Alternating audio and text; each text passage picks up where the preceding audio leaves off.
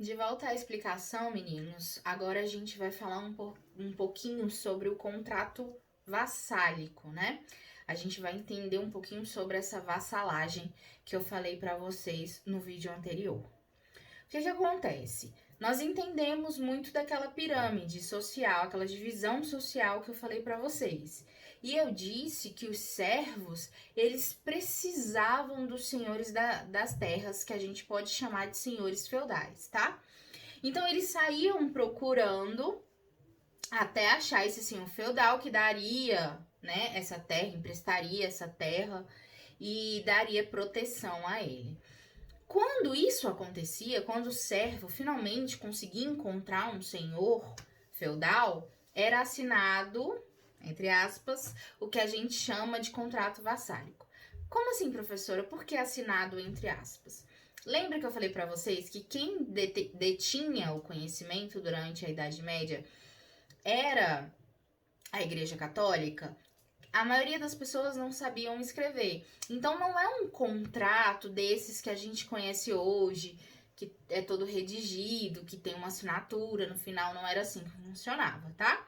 Então, o que era basicamente esse contrato vassálico? Era quando o senhor feudal, ele aceitava aquele servo, ok? Ele aceitava receber aquele camponês.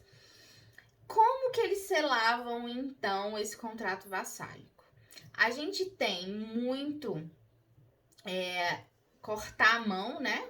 Ambos cortavam as mãos e davam as mãos, selando o contrato. Também tinha o cuspe nas mãos, cada um cuspia em sua mão e selavam o contrato. E também tinha o beijo, que era o mais comum de todos, tá? Era como se aquilo ali selasse aquele contrato. Era a assinatura do contrato, vamos dizer assim. E então, o que acontece? Esse camponês que estava indo lá pegar aquelas terras que agora tinha a proteção do senhor feudal, ele passava então a pagar impostos. No mapa mental eu coloquei 4 exemplos dos mais importantes desses impostos que o servo, né, que o camponês, que o vassalo tinha que entregar ao senhor feudal. Vamos lá entender. Primeiro, a gente vai ter o talha. O que é o talha? É um imposto onde o servo teria que pagar metade da produção dele ali dentro daquela terra. Então, metade da produção, que a gente está falando de uma produção agrícola, de produtos agrícolas, seria destinada ao senhor feudal, tá? Outro imposto importante é a corveia. Do que se trata a corveia? O servo, de 3 a 4 dias, teria que sair da sua terrinha lá, né?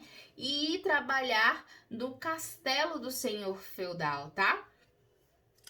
Teria que ir lá, sei lá, ajudar na manutenção do castelo, ou até mesmo trabalhar nas terras desse senhor feudal. Outro imposto que era muito comum era o banalidades. Todas as ferramentas para se cuidar ali da terra, da agricultura, não era do servo.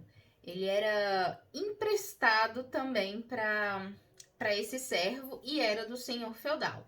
Então, para ele fazer a utilização dessas ferramentas, ele também tinha que pagar um imposto para o senhor feudal. Outro muito comum se chamava mão morta. Por exemplo, nós vamos ter o patriarca da família. Ele que foi lá e formou o contrato vassálico com o senhor feudal. Ele vinha a falecer, morria. O que acontece? Os descendentes teriam que fazer mais um contrato vassálico com o senhor feudal. E isso gerava imposto para se pagar, ok? Acho legal a gente salientar que dentro dessa sociedade, né, do modo de produção feudal, a gente vai ter uma sociedade de castas. O que significa isso, professora? Hoje nós temos uma sociedade de classes, né? O que nos dá uma possibilidade de ascender. Como assim? Eu posso sair da classe B e ir para a classe A, eu posso sair da classe C e ir para a classe A, entendeu? Existe essa possibilidade de mudança dentro dessa sociedade. Quando a gente fala de uma sociedade de castas, isso não é possível, ok? Como assim? Se eu nasci servo, eu vou morrer servo. Não tenho como ascender à nobreza. Era impossível isso acontecer, tá? Quando eu dou essa aula, muitas pessoas levantam hipóteses de casamento, né? Se um servo queria casar com uma nobre, se apaixonava, provavelmente essa nobre ia morrer. Ela até poderia descer, né, para servo, mas ele nunca poderia ascender a nobre, ok? Acho interessante citar o casamento entre servos também, né, que era o que poderia acontecer. Famílias diferentes, né, unindo-se e formando uma nova família, o que formaria um novo contrato vassálico. E era muito comum desse senhor feudal dar uma festa quando esses servos se casavam, tá? E era muito comum também a primeira noite da noiva ser dedicada ao senhor feudal. Então, depois dessa festa, a noiva era entregue a esse senhor feudal com consentimento do marido, né? O marido dessa noiva. E aí, a gente pode dizer que dentro da história a gente tem casos de estupro, né? Porque apesar do marido concordar com aquilo, a mulher não necessariamente concordaria. Então, costumo dizer que eram casos de estupro, sim.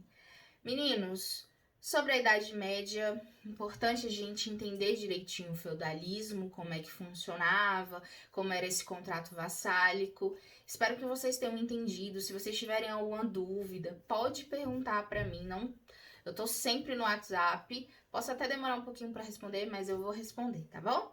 Então é isso. Até a próxima.